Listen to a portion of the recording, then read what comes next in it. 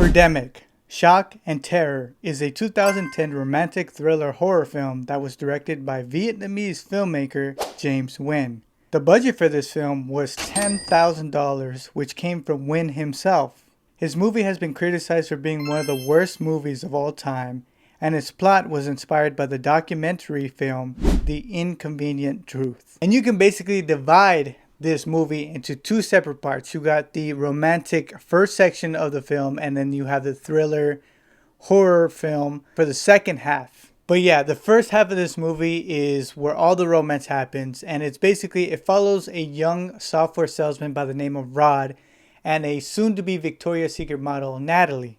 Both of them meet accidentally at this random restaurant, and Rod basically kicks things off by basically approaching her. He runs out after her, and they begin to talk, and they realize that they went to the same school. So that's how they met. The rest of the first half of the film, they're basically dating, and things begin to spice up when all of a sudden birds start to attack the human race. So throughout the second half of the film, once the birds begin to attack, Natalie and Rod and many other survivors that they kind of encounter, they're all basically just trying to survive. So that's basically what the movie is about. It's about birds attacking. Obviously, you get the first half of the movie that's a romantic, and the second half that's basically a thriller.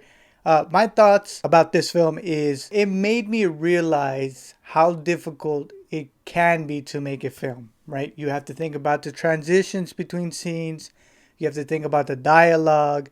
You have to think about the acting itself, get the correct cast, not to mention the editing, very crucial to a movie. So I am happy that I got to watch the film. I'm not gonna lie, I was beginning to get bored throughout the film because, like I said, the first half, and I do mean half of the film, is a romantic film.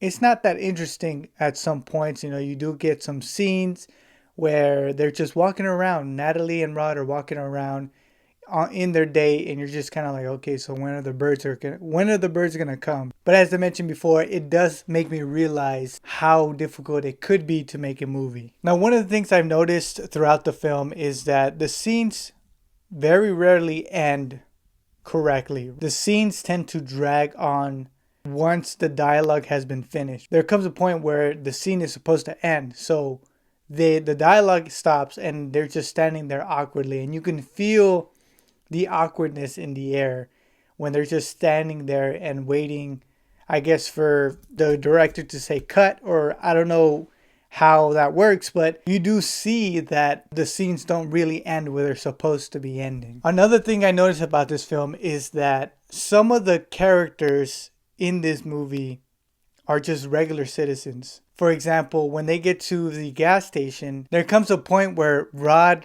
talks to the cashier at the gas station, and you can tell that the guy is just a regular guy. Like, he's just there working, and I'm pretty sure what happened was Nguyen, who was directing this, he was basically like, hey, we're making a movie, you want to be a part of it? And the guy was like, okay.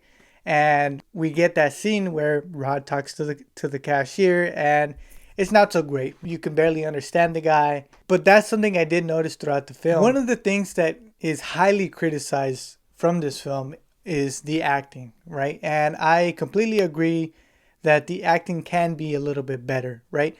But I will say this. I think that there are actors in this film that have potential. Now, I haven't investigated whether some of these actors are in other movies or not, but one of the actors that I feel had potential was Whitney Moore, the actress who plays Natalie. There were times where, yes, her acting could have been better, but most of the time, you know, I feel like she had potential. I feel like her acting was natural. I feel like she wasn't trying too hard. Another actor in this film, or actress, was the mother, Natalie's mother, which I think, or at least I feel like, Natalie's mother in the film is Whitney Moore's mother in real life. I don't know. I'm just speculating. I'm just assuming. It kind of felt like that for me.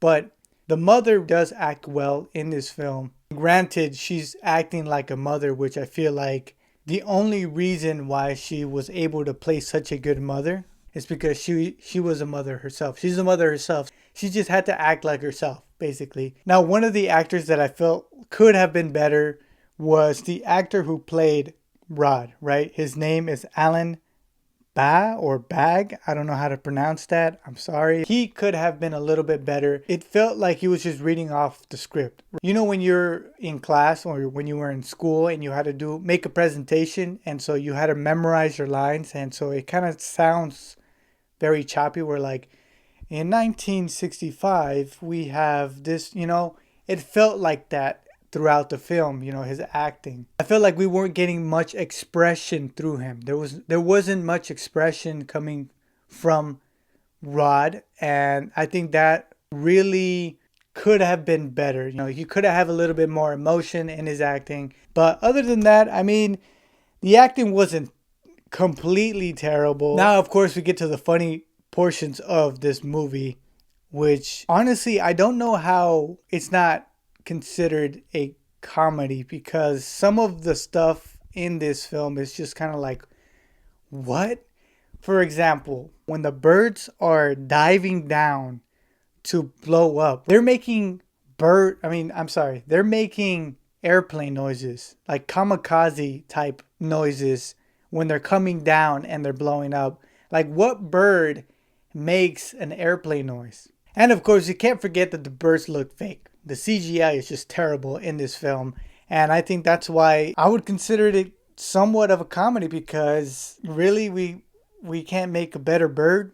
I mean, at least have like real birds in the film. Another thing is, towards the end of the film, the survivors have guns, right? They meet up with an ex-Marine, and he has some weapons. He has an assault rifle and a pistol, right?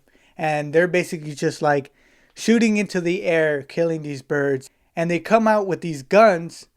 The thing that I find interesting, or that I am really curious about, is what did the people driving by think of this whole scenario? I mean, did they get spooked? Because the gun obviously looks real, right? You got the ex-Marine who is holding a assault rifle, and then Rod who had the pistol, and they're just waving the guns around. And these people, obviously regular citizens, civilians, are just driving by watching these people with guns. And I wonder if they were spooked from watching all of this. And talking about guns, another funny aspect of this film is they never run out of ammo. They never reload. Never in this film do they reload. And it's kind of like, I mean, the guy knows that you got to reload the gun, right? The funniest part about this is Rod doesn't run out of ammo until the very end of the film. They get attacked by a flock of birds again, and they run into the van, and Rod begins to shoot at them, and out of nowhere he runs out of ammo. It's like he had 200 bullets in this one magazine, and he just ran out of bullets at the very end of the film, which I thought it was pretty hilarious. Now, coming to the ending, and speaking about the ending, the movie ends very abruptly. Maybe not abruptly, but the birds just give up on attacking them. They just change their mind and they fly off into the distance. And this film was heavily influenced by The Inconvenient Truth. It's a lot about global warming, and you do get a lot of speeches throughout the film about global warming and the environment. And I feel like that's a very, very strong point in the film that Wynn was trying to give, the message he was trying to give about global warming. It's throughout the entire film. But those were my thoughts about the film Birdemic, Shock and Terror. Now, I did some investigation, of course, and this is not James Wynn's only film, right? He has other films. One that came before this one, which is Julie and Jack. I think that's a romantic one.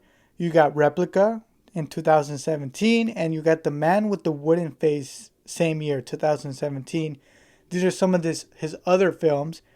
And we also get sequels for Birdemic. We got Birdemic 2, Resurrection. We got Birdemic 3, Sea Eagle. So maybe I might watch those, to be honest, just to kind of see if his filmmaking has improved throughout the years. Very happy I got to watch this film. I thought that it was a funny film, an interesting film. Like I said, it made me realize how difficult it could be to act.